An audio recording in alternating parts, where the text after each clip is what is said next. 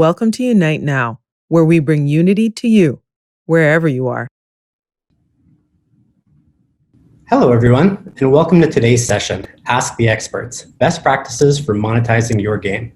I'm Jacob Schreier, and I'm on the content marketing team at Unity, and today I'm joined by three experts in monetization. We have Desi John, Senior Product Marketing Manager for Monetization, Emery Erpen, Head of Publisher Operations, and Cathal O'Sullivan, one of our client partners from our London office. Thank you guys so much for being here and for taking the time to answer everyone's questions. So last week we asked the community to submit questions for us, and we got some amazing responses, which I'm going to run through with you guys today. For anyone watching live, if you want to ask any questions, feel free to use the chat or the Q&A feature within Zoom. I'll be monitoring that throughout the entire conversation. But let's get right into it with the first question. I'm going to ask this question to all of you, but I'll start with Emery. So Emery, what are some of the most common mistakes or misconceptions you see from developers new to monetization? Yeah, so I've worked in games for quite a while, and I've met with a lot of developers of varying sizes, and the biggest mistake that you can kind of make with your game is not incorporating monetization to your game's design. I think at this point, many developers are already aware of this and start to think about how they'll actually monetize much earlier in the design process. Misconception-wise, I think a lot of developers view ads negatively. Ads can actually help you retain and engage your users if you implement them intelligently. So a lot of players just won't spend a single penny on your game. A lot of players even enjoy ads when they play games, since it lets them keep pace with playing players. I remember actually playing free-to-play PC MMOs as a kid and filling out those shady free survey sites to get in-game currency, since there was no way I'd be able to get a credit card to input something into the game and actually buy that currency. And in-game ads kind of serve a similar vector, but a much more modern and refined ecosystem. Nice, that makes sense. Desi, what are your thoughts on that question? Anything to add there? Yeah, the first 2 points I would definitely echo Emery's points on not incorporating monetization in the game early enough, not making it part of game design, and just having a negative perception of ads, so that people probably wait too long before incorporating ads. They wait until they feel they need to incorporate ads, where they could very easily just make it a native part of their gameplay. If I were to add a third point to that, I would probably say that a lot of people probably don't tailor their ad strategy to the type of game that they have, whether it's a hyper-casual RPG, first-person shooter. They can warrant very different ad strategies. A lot of hyper-casual games make most of their money through ads. A lot of RPG games don't. So just sort of incorporating that into your strategy, knowing where your starting point is between ads, IP, or anything, how it should be part of your strategy up front is something that I think a lot of people wait a little too long on. Yeah, that's good advice. What about you, Cathal? Any other thoughts to add there? Yeah, I think the guys both covered it on the game design front. For me, I think one thing that wasn't mentioned was I see a lot of developers also over-optimize ads at the very beginning. So what they try and do is they try and get and improve revenues of doing floors and waterfall management, and sometimes overcomplicate the mediation process when they have very few users, and it's at that point when they really need to focus on the game and the scale and not on making sense here or there, you know? So it's like over-engineering almost. Yeah, that makes sense. Yeah, exactly. Good stuff. Thanks for that. Yeah, that's all super insightful. Next question is for Emery. So this one comes, I'm worried that if I show ads in my game, players will leave my game for the games shown in ads. How can I prevent this? Okay, so this is a pretty common topic that a lot of our publishers ask us about. The most high-level answer is that if an ad would cause a player to churn out of your game, they were actually likely going to churn out within the next 3 to 7 days anyways. Our studies have shown that the average mobile game player can juggle anywhere from 4 to 6 games at once, depending on the genre. So you want to make sure that your game is included in that group. What you can do is you can utilize analytics platforms like our Delta DNA, and you can identify games that are causing above average churn, and then block those ads from those specific titles from showing in your game. Of course, you'll probably take a revenue hit on this because those advertisers that were turning players away from your game are also probably paying the most for your gamer's attention. Unity actually offers both app level and creative level blacklisting to help you do this, but really it's taking a look at the data and making sure that some people are backing you out or not. Like, for example, if you're getting enough revenue from the players that are churning, that you'd be able to get a positive LTV or ROI based on your current user acquisition.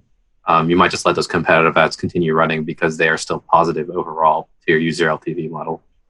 That makes sense. Yeah, it's almost worth it in the end. Okay, thanks for that. Next question is for Cathal. What is the best way to optimize your CPM floors in your waterfall? Thanks, Jacob. So, best ways to optimize CPM floors in a waterfall. It's a very big question because it totally depends. There's so many different variables and different ways to consider how to do it. Particularly, it depends on the mediation you're using or the type of game. For me, I would say that if you're setting up floors, they should be stagnated equally between the different networks. So if you have, say, Unity, Facebook, AdMob, they should all be in line with each other with equal gaps in between. Higher up in the waterfall should have higher gaps. Tighter or lower down on the waterfall should have tighter gaps. What else? Make sure to have backfill. There's a few things that you can really do to improve things for sure. Okay, interesting. Yeah, some good nuggets of information there for sure. This next question, I'm going to throw Desi's way. All right, here. Since GDPR, there seems to have been several other regional or platform level compliance measures introduced, which developers need to be aware of. How can developers feel confident that they are complying with such a complex set of rules? Another big question, obviously. This is, I'll try to keep this as concise as I can, but I think that for any ad platform, it's important to take note of three things, I'll say. So one is that they err on the side of caution with all the different, all the minutia of different laws across different regions, platforms, et cetera. So if there's certain language in a regulation that could be interpreted in a lot of different ways, they're probably taking the most conservative, reasonably conservative approach in how they're interpreting that particular regulation. That's one.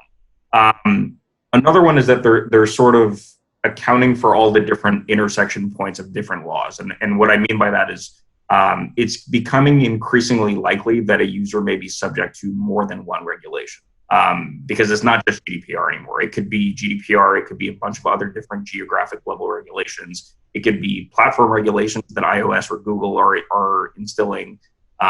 So make sure that a company is sort of accounting for the most conservative of those different permutations, I think is also pretty critical. So an example of this might be if you're a user in California and therefore you're subject to the CCPA, the California Consumer Privacy Act, but you're also browsing in an app that is part of a COPPA designation, Children's Privacy Protection Act. That particular user is subject to two different regulations at the same time, right? So what does CCPA then mean? It means that basically, like, if you're of a certain age level, I think it's 16, you at least could conceivably get personalized ads. If you're subject to COPPA, you can't. So in that particular instance, even though you're subject to two different regulations, the COPPA is the more conservative restriction.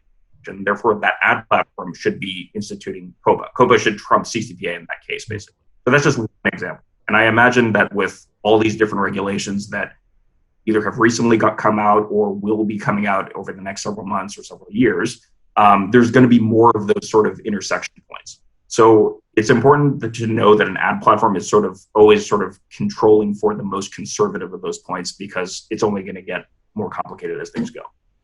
And then the last point I would say there is that, if there's all these different restrictions in terms of how you can personally target and use personally identifiable data for targeting to maximize revenue, I think that the obvious question that sort of comes from this is this just going to make my revenue tank? So the other sort of thing to evaluate with platforms is how well can they do when they don't have personally identifiable data for targeting? How good are their contextual targeting capabilities? And how do you know that? Is it just a matter of saying so in a webinar or on their marketing web pages? Like, how do you actually know that they can target well without personally identifiable data? And the easiest way to answer that is you can only target effectively with contextual data if you have a whole lot of data to make contextual sense So do some digging in terms of how much first-party access to publisher content an ad platform actually has, because that's probably going to be a strong indicator of how well they can do that. Oh yeah, that was a lot in there. Really, really, good information. Thank you for that answer. That's awesome. Next question is for Emery. What are some strategies to maximize mobile ad revenue without cannibalizing IAP? Okay, so I think you could write an entire white paper on this topic, but what immediately comes to mind is make sure you're spacing out your ads. You don't want users watching a ton of ads back to back, because your CPMs will decrease from repeated ad views, and users will be more likely to decrease engagement with their ads. This is actually a pretty common kind of pitfall that we see a lot of early developers who are new to ads kind of fall into. They think that, hey, I'm going to get a $10 CPM for every single ad that I serve. I'm just going to serve as many of these as possible. Whereas what actually happens is that the first one might be worth $10, but the next one might be worth $6, and the next one might be worth like $5, and it goes all the way down to they're worth basically nothing. And your user, meanwhile, is churning through a bunch of different ads. They're not engaging with any of them because they're probably watching the next one just to get another reward, and you're probably giving out the same reward for each ad watch, which means you're getting kind of less bang for your buck, so to say. So make sure to space out your ads. Speaking of eCPM, if you're doing rewarded video ads, we're giving away items that players could buy. You want to make sure to balance out the CPM received from the video ad with the reward. So once again, going back to the $10 CPM example, if you're getting $10 CPM per ad, you want to try maybe giving away 1 cent worth of IAP items. That's $10 divided by 1,000, because every view CPM is in thousands. This way, if you're giving them around 1 cent worth of IAP, you're getting the same amount kind of revenue back from the ad. And 1 cent might sound pretty low, but you can augment that to be a little bit higher, depending on, once again, how frequently you space out your ads, put cooldowns on. And lastly, you can use ads as almost samplers to get players interested in your IAP offerings. If you've ever been to a food market or grocery store, there's a reason why they hand you a free sample of food. It's because it gets you interested in buying the whole thing. So for example, in like a match 3 puzzle game, you could offer a power-up that is applied immediately after you watch the ad. So maybe it clears an entire row or column, and the player can see how useful that power-up is. So when they actually try to beat the level the future time, if they don't get an opportunity to watch an ad, they might think, hey, I used the power-up last time from an ad. Maybe I want to try purchasing that instead. This can increase your conversion and also ultimately increase your engagement with your paid products. Okay, thanks for that. And I guess the next question I'll ask to you again, Emery, is because within that answer there were a lot of metrics and KPIs being dropped in there. So the next question seems kind of relevant. What are the KPIs that developers should track to make sure that their ad monetization system is set up for success? Okay, so there are a lot of KPIs that you could track. The most generic ones are day 1 through 30 retention for both your payers and then people who watch ads. The next thing that you could track is the average number of ads watched per ad watcher. And this kind of ties into something that I also call use rate. Use rate is a percentage of your players, if your game has often rewarded ads, who actually engage with those often ads. Usually we see anywhere from 30 to 70% in this area. You want to track that because you want to see what the difference in behavior of people who do and don't watch ads are and how you can convert people from one side to the other. Other KPIs are a little bit more game specific. And I think this comes down to exactly what kind of game you're making. So an engagement KPI that is specific to something like a casino game is you might have a frequency of time that a player makes their wallet hit $0, which means they've basically run out of money. Because you can use that to kind of infer what your IAP purchase conversion will be. But you can also use that to kind of have an opportunity to surface a rewarded video ad. Maybe once they hit $0, you have an ad watch opportunity that lets them get a little bit more currency just for that next round or just for that next spin. You can do a lot of basically specific analytics and KPIs in this regard. But if I were to speak at a high level, I would say day 1 through 30 retention, use rate, and number of ad watches per ad watcher. Okay, great. Insightful. Thank you for that. Next question, let's turn it over to Kahal for this one. This seems right up your alley. What are the ad formats developers have at their disposal, pros and cons of each format, and what ad formats should developers use in which type of games? Okay, so that's a pretty massive question, just like Emery's one, and it again, it totally depends on what type of game the developer is trying to make. You know, at the disposal, you've got things like native ads, banners, rewarded video, and interstitials. The type of game, the category of games such as hyper casual, casual, mid-core will determine what kind of ad formats you're going to show. So, for example, in a hyper casual game, you're much more willing to show banners and interstitials. The value of your users are quite low. It's okay to show more and more ads, because the retention, they're going to drop off eventually anyway. In the likes of mid and hardcore, you have to be much more careful with this, and we see this coming into play with much larger studios who were traditionally IAP only, bringing in a couple of rewarded videos in like key strategic areas to maximize kind of the revenues there. But we're also seeing more mid-core studios move towards strategic interstitial placement, because, you know, when the percentage of users who actually will purchase anything in the game is quite low. I think it's the benchmark is what, Emery, like 1-2%? 3% on a good day, but yeah. 3%? Yeah. And then, so that leaves a huge percentage of your users that you'll only be earning revenue from ads. But a massive proportion of those won't click the rewarded ads either. It's industry standard to maybe have about 60% use rate, I think, is a good benchmark for rewarded videos. And then there's a huge amount of your users that aren't being monetized at all. And this is when interstitials can come in, and particularly segmentation of users is key. You can use software such as Delta DNA that can segment and find cohorts of your users and only show certain formats to those type of users to kind of maximize the gameplay for everyone. Yeah, I think that's a pretty good overview of it, I feel. Yeah, but if you have any questions, just ask in the chat. Awesome. Thanks for that. Okay, this is kind of a follow-up to, I think, something that Emery had said, I think at the beginning, realistically, and it was around sort of incorporating monetization into the game design. But basically the question reads like this. If game design is the most important in terms of monetization, how did you do your research before designing the game, like to find a design that the market wanted? Did you do any market research or any advice on how to do that for individual developers with limited resources to do that research? Yeah, I worked at Electronic Arts for around 6 years before I arrived at Unity, and every time we had to spec out a new game or a new product, there would be months of man hours of research put into it because, you know, game development is expensive and time consuming, and you want to make sure you're making the right thing.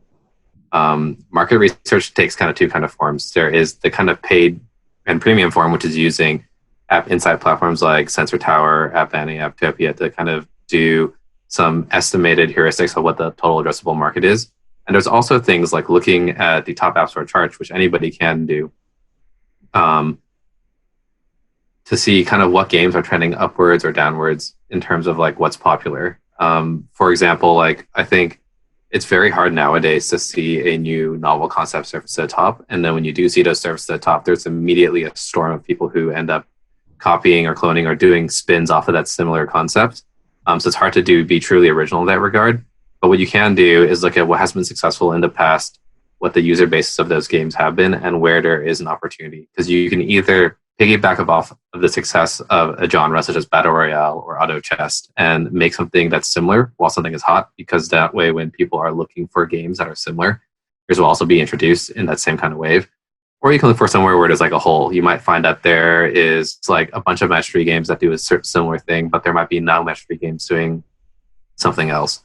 In terms of research for somebody who is smaller and doesn't have access to the more premium platforms, honestly, like I would say Google is your best friend here. You can easily look up like what the top trending games are on both app stores. There are a lot of resources online and communities that are talking about kind of what people are working on, what players are playing. And I think the best way to do research as somebody who is interested in making something new or riffing on something that is already existing is to honestly play the games in the areas that you are interested in. I personally have way too many games on my phone, but whenever a developer asks me about like within a certain genre, kind of like what should they be looking at in terms of like best competitor insights, the recommendation I always give them is like play the top 10 games that are similar to your genre, note what they do well, what they could improve on, and what opportunities there are for something to be a little bit different in that regard.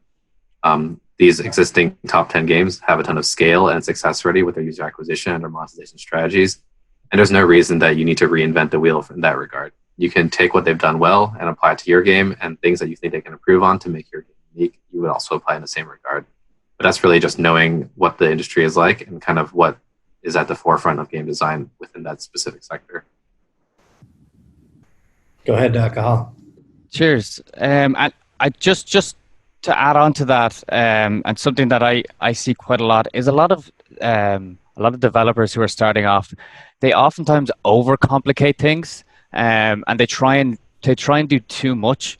And traditionally, what I see when I meet all these indie developers is the key thing is to find a mechanic that you find fun, or you genuinely find fun, and use that as a kind of as a overarching kind of way of the game is being played. So for example, like a jumping mechanic or a shooting mechanic or something exploded, something so simple that can be made quickly, that doesn't require a huge amount of effort or a huge amount of design, just a fun, simple game, you know. And what is it, Flappy Bird? Something as simple as that, and look how amazing it can do. So really, I would recommend at the beginning, particularly with limited resources, is to genuinely keep it incredibly simple. I really like that. Yeah, go ahead, Desi. Yeah, just one last point there. I think particularly for people who are new to monetization, when they're testing out, like Emery said, like try the top 10 games in your category. They may see that these games feel very different in terms of their creative, in terms of the components that are used, but in terms of the actual core game loop, in terms of like the actual mechanics of how people advance, you'll probably find that there's a lot of similarities. So if you're new and you're looking for some of the basics of how to get started, you'll probably find some pretty valuable information there at little or no cost. Awesome, thanks for that, guys. Yeah, and I'm interested. I'm really I really like Cathal's point, and I think it was actually related to a point that you made even earlier in this. It's related of, you know, don't over-engineer it, don't overthink it. Sometimes, like when you overthink it, you end up making mistakes, and if you keep it simple, you know, you'll actually find out that was what you should have done all along. The next question, I guess, is open for anyone, but I would assume that Cathal would have a good answer for this one.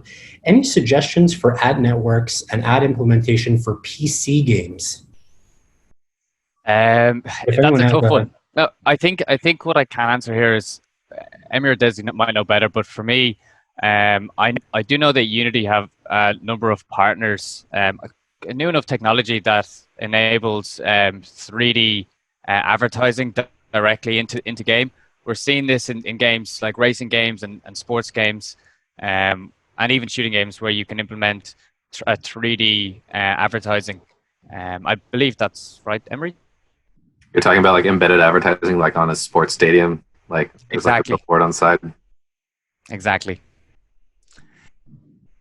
Yeah, I think in terms of like ad networks, that's like not our core competency, but what I can say from like web and PC, like if you remember back, I'm dating myself now with this, but like when Flash games were a really big thing, when Congregate was still primarily all web, most of those advertisements took form in banner ads, whether they were vertical or horizontal, on the same page as those games were being played. And that market has since moved over to mobile. But if you're thinking back on our PC games, you still have the option of banner, and there are a lot of great banner vendors out there. And then also for like full screen video, you have the particular mainstays that people are always used to, like YouTube. But there are definitely options out there. I would say that we are primarily more focused on the mobile form factor, but that doesn't mean that the same practices that we're talking about today, like spacing out your ads, making sure that your users feel rewarded for interacting with them, don't apply same to other platforms. Okay, nice. That makes sense. Next question, I guess I'll ask to Emery, but of course for anyone else, feel free to jump in. What are some best practices for pricing items for in-app purchases?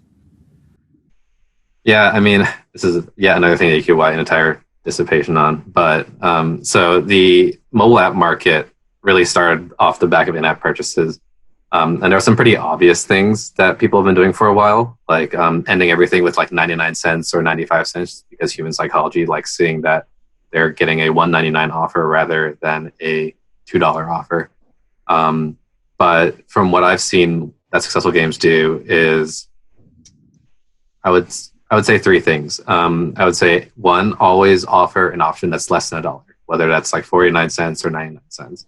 The reason why you do this is that there are a lot of users who want to see what the kind of IP purchase flow looks like and what they actually get from it. And this will, A, increase your conversion rate, but also B, once you kind of unlock that first purchase, we've seen that that greatly increases the potential that they're actually going to buy something that's a little bit more expensive.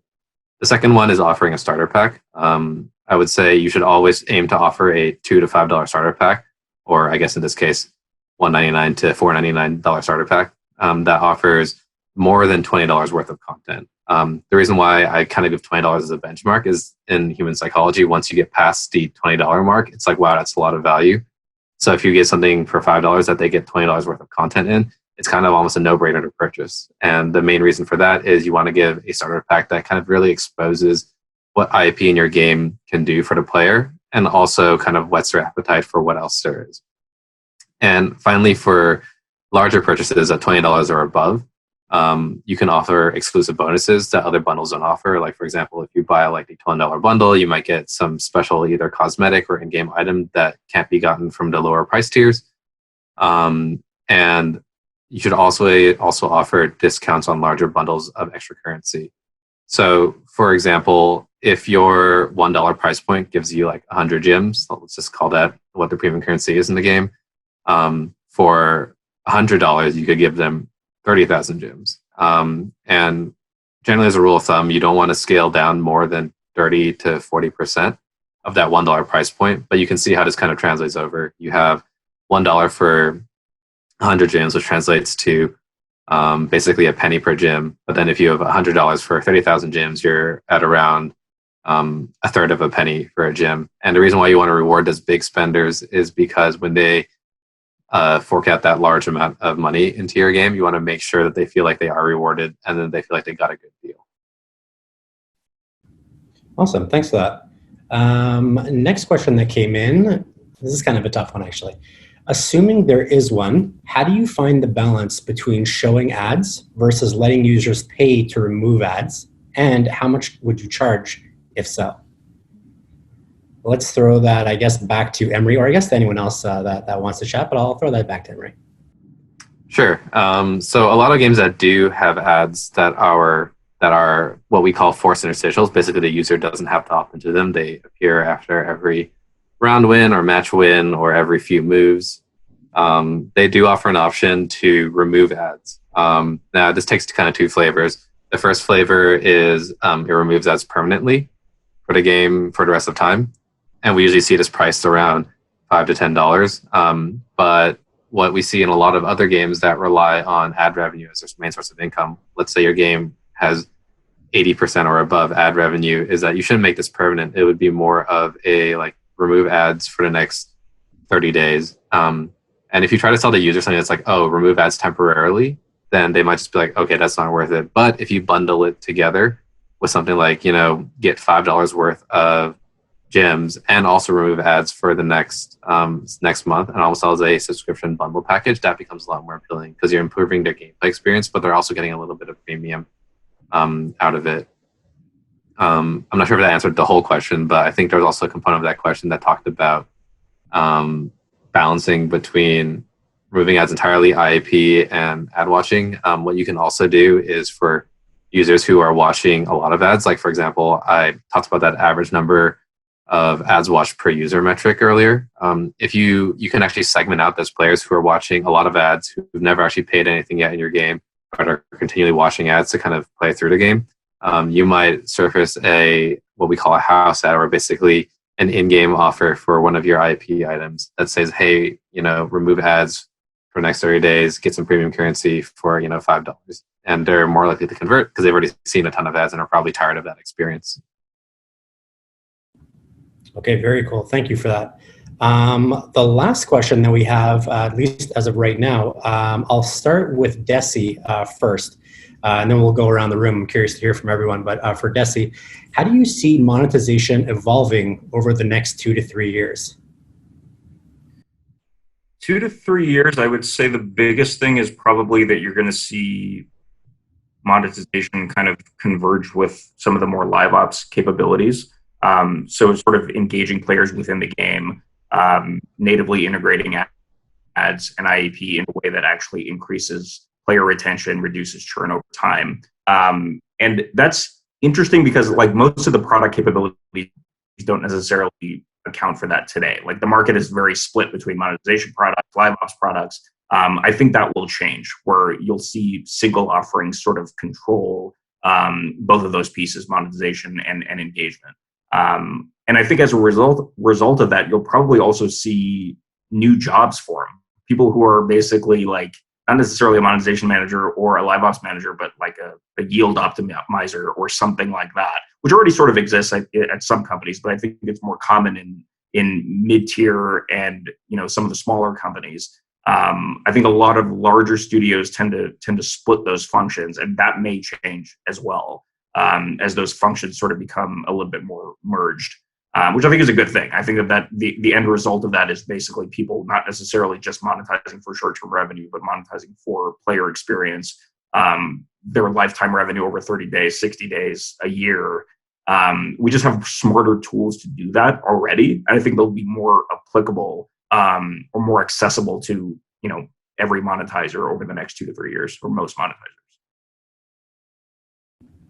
Very interesting. Thanks for that. Let's hear from, I guess, Cathal next. What are your thoughts on where you see the monetization industry kind of going? Yeah, I think just in general, the monetization industry, and in fact the mobile industry itself, is still very young, and it's still learning. There is huge publishers that I speak with daily that are still doing things very manually, and they're making mistakes, a lot of mistakes. I feel like that we're going to be going much more towards automation, much more towards giving more power, such as machine learning tools and capabilities, to smaller studios that traditionally wouldn't have the manpower. I would also say, yeah, I think really just the machine learning capabilities, I think is the focus here, and I think Emery might have some good ideas as well. Yeah, sorry, I muted myself because my computer's fan decided that it wanted to fly a jet plane. But I think similar to what Cathal touched on, as monetization becomes more and more data oriented, I kind of see machine learning playing a bigger part in optimizing revenues. The tricky thing about machine learning is at the very high level, machine learning is good at optimizing towards a single KPI. Like, for example, I want to optimize for retention, and the algorithm will try to optimize towards that one thing. I want to optimize towards revenue, it'll optimize that other thing. And the tricky balance to achieve there is to preserve the art of developing and designing a game with that single KPI kind of optimization mindset. And traditionally what we do see is that indies are great at doing awesome game designs that are really intuitive and really cool and have a cool game loop that goes with it. But as they scale upwards, they start to become more and more data oriented and need to optimize towards certain KPIs. And then that's where larger studios have the resources to either employ whole teams of product managers or analysts to help them do that.